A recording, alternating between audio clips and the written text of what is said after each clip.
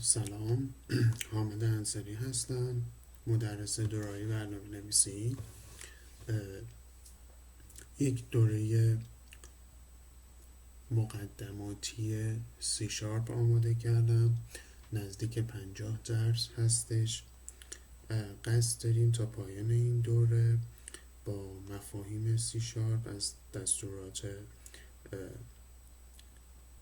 تعریف متغیر، ساختارهای کنترلی، حلقه ها، کلاس ها، متد ها و object oriented و مفاهیم دیگه توی شارپ با هم آشنا بشیم.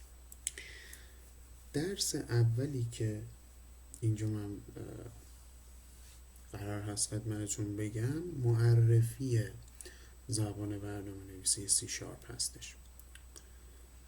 همزمان با معرفی چارچوب کاری دات مایکروسافت، یک زبان برنامه نویسی جدید به نام شارپ اضافه شد. شارپ طراحی شده تا نقش یک زبان برنامه نویسی ساده، مدرن، چند منظوره و شی‌گرا را برای چارچوب کاری دات نت ایفا کنه. از نظر اصطلاحاً از لحاظ نظری شارپ میتونه تا سطح کد ماشین یا اسمبلی کامپایل بشه، اما در کارکرد واقعی همیشه به همراه چارچوب کاری دات نت استفاده میشه. یعنی چی؟ یعنی اینکه برنامه‌ای که ما به کمک زبان برنامه‌نویسی شارپ می‌نویسیم برای راه اندازیش حتما نیاز به دات نت فریمورک داریم یا همون چارچوب کاری دات نت داریم.